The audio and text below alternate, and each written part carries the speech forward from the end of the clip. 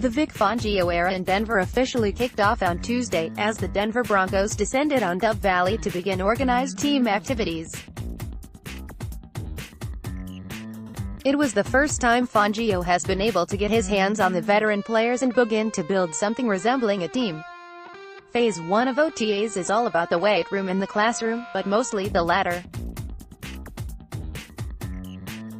The Broncos are learning a new offensive and defensive system, so every minute the team gets to spend in the classroom assimilating the new playbooks, as fullback Andy Janovich said, is an opportunity to sharpen every tool you have. It'll be a while before the Broncos are able to take what they're learning in the classroom and apply it on the practice field. What this phase of OTAs allows for media and fans is the chance to at least begin to get a beat on how this team is shaping up. The NFL Draft is around the corner and soon the Broncos will be on the clock. Don't miss out on any news and analysis. Take a second to sign up for our free Broncos newsletter, delivered 3 times daily. The 2019 Denver Broncos are incomplete, as the draft class and college free agents won't arrive until the end of April. But this past week of OTAs did afford us the opportunity to get a feel for the energy and vibe of this new-look Broncos squad that is being reshaped in the image of Vic Fangio. What did we learn from week 1 of OTAs? Quite a lot, actually. Let's get into it. Vic Fangio is doing more than marking his territory.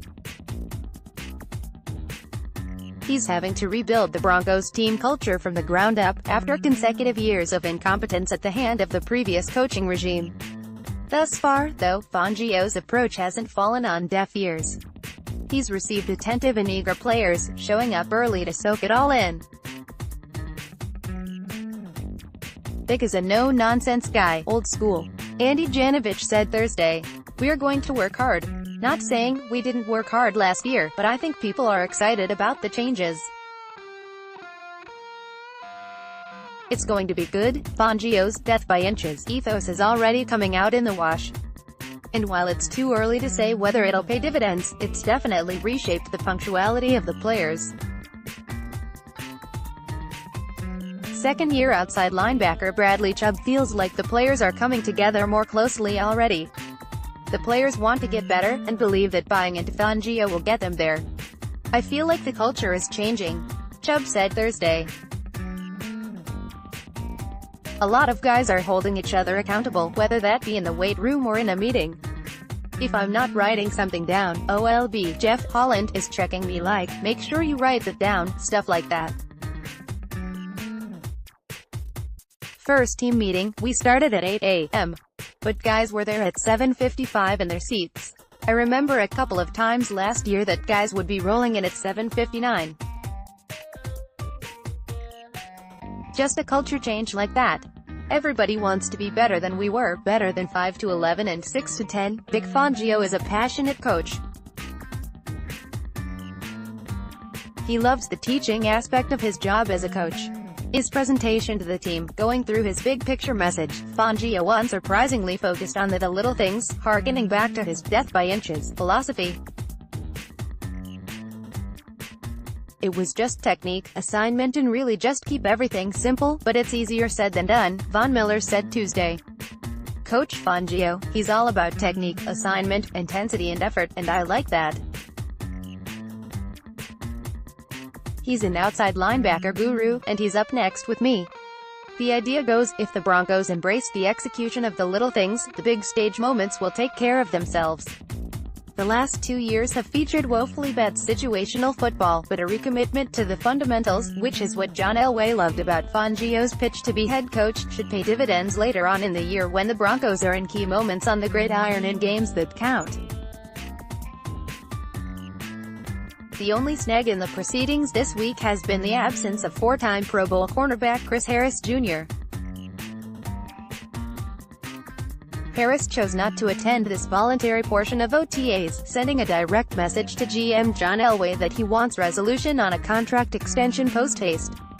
The Broncos gave free agent signings Kareem Jackson $11 million per year, and Bryce Callahan $7 million APY.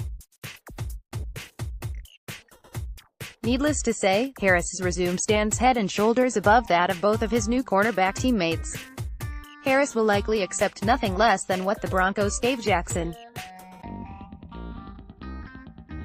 In reality, after acquiescing to a team-friendly deal ahead of the 2015 season, Harris rightfully wants to get paid on a level commensurate with his contributions to the Broncos, and his individual accolades, which make the team look good.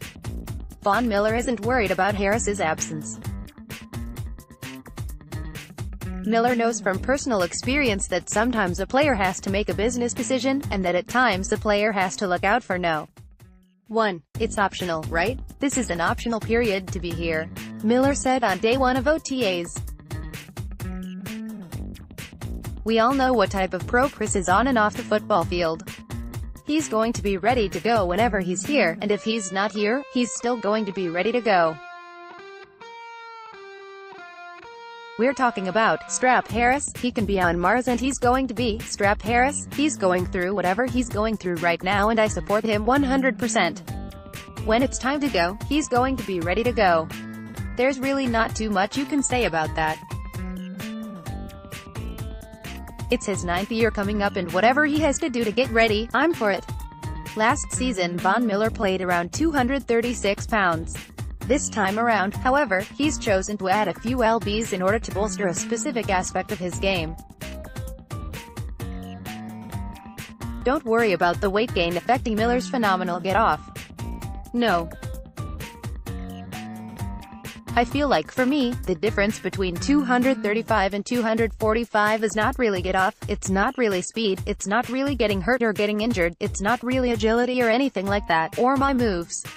Miller said Tuesday. It's when you get locked up with an offensive lineman and where you're able to go with that. At 235, you can go a certain direction with that when you're locked in with an offensive lineman. At 245, you can go just a little bit further with that. At 245 is where I want to be at. It's still not much. It's only 10 pounds.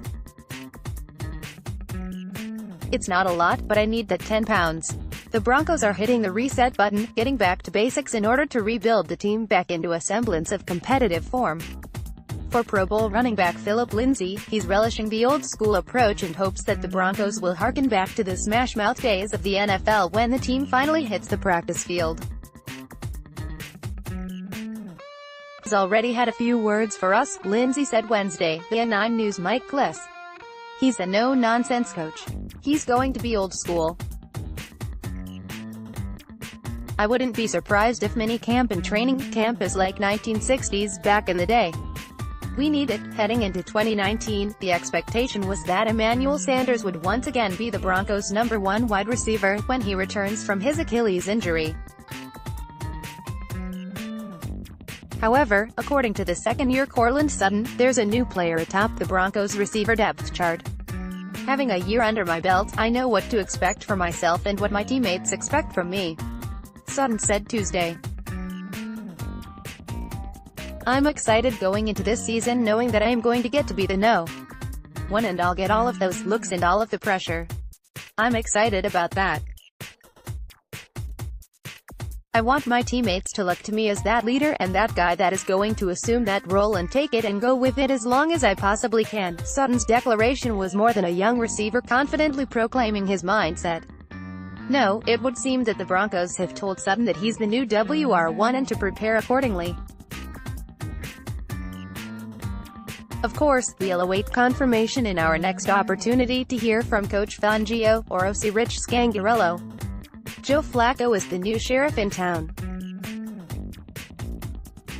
The Broncos acquired the former Super Bowl MVP quarterback via trade, and this week was Flacco's first opportunity to engage with his new teammates. The Broncos set up Flacco's locker right next to Von Miller, which puts the two team leaders on an equal footing of sorts. Miller and Courtland Sutton, among others, are working to help Flacco assimilate and hit the ground running as a Bronco. I talked to Joe, his locker's right next to me, Miller said Tuesday. I love the quarterbacks on our team. His locker's right next to me, and he's a great guy. He's the same guy that we thought he was going to be. He's taller than what he looks like on the football field. He's like 6'5" or something like that. That's always good, Sutton echoed Miller's sentiment. It's been good, Sutton said Tuesday. I actually walked up to him and he was like, "You have so much energy." I was like, "Get used to it. I get excited waking up in the morning. Being able to come here and this be my job and getting to be in an organization like this, it's an exciting thing for me." I told him, "Get used to it, because you're going to get a lot of it." Last year Todd Davis was named a team captain just months after signing a 3-year extension with the Broncos. Davis is now on his 4th head coach as a Bronco, and has been around to experience the ups and downs the team has endured since he arrived in 2014. This time, though, Davis senses a new vibe in the air at Dove Valley. "I think it will be a little different," Davis recently told Mike Kliss of 9 News. "Every year it changes, but the guys we just lost were players I had played with a long time. So it'll be different, but you have to build some new bonds and take in some new family members." There's no question that the arrival of Roquan Smith and Khalil Mack served as the final ingredients to get the Chicago Bears over the hump defensively in 2018. Fangio has waxed poetic on both Smith and Mack since arriving as Denver's new head coach. The message hasn't been lost on Bradley Chubb, suffice to say. In preparation for learning and executing Fangio's scheme, Chubb has been studying Mack's tape. "Definitely. That is pretty much all we're watching right now," Chubb said Thursday. "I've got it on the iPad and all of that. Just watching everything the Bears did last year, how they used Khalil, how they used Leonard Floyd. I feel like it's going to be special. As good as Mack and Floyd were for Fangio last year, Chubb and Miller have the chance to be even better." Denver's pass-rushing duo combined for a whopping 26.5 sacks in 2018 on a defense that never played with a lead outside linebacker also happens to be Fangio's position of expertise. Chubb and Miller are poised to have an enormous 2019 campaign. But first, the duo has to get down the nuance of Fangio's technique and scheme. "Sometimes they would have Khalil and Leonard on the same side," Chubb said. "Sometimes they had Khalil at a 3 technique with Leonard on the other side. Just all of the things that you can do. I think it's going to be special." With Rich Scangarello coming over from San Francisco, the Broncos' offensive players have been studying Niners film. Perhaps no individual player is more excited for Denver's new scheme than fullback Andy Janovich, who is fully aware of how much Scangarello's Niners under Kyle Shanahan utilized their fullback Kyle Juszczyk over the past 2 seasons. "I haven't gotten all the way through the playbook," Janovich said Thursday. "We're just 3 days in. I guess we'll see here. If it's anything like the 49ers, I think my role should increase from last year." Janovich, who famously took his first NFL carry 28 yards to the house back in 2016, wasn't used much by former OCs Bill Musgrave and Mike McCoy. Last season Janovich was used mostly as an ISO blocker. Janovich received 240 total snaps in 2018 and 172 of them were either run or pass blocking snaps. He finished with 2 carries for 5 yards, but showed once again that he can be more than a short yardage ball carrier or lead blocker by hauling in 8 receptions for 112 yards and a touchdown. Juszczyk, a 3-time Pro Bowl fullback, received nearly 3 times the amount of snaps last year, and as a result, produced nearly 3 times as much offensively as Janovich.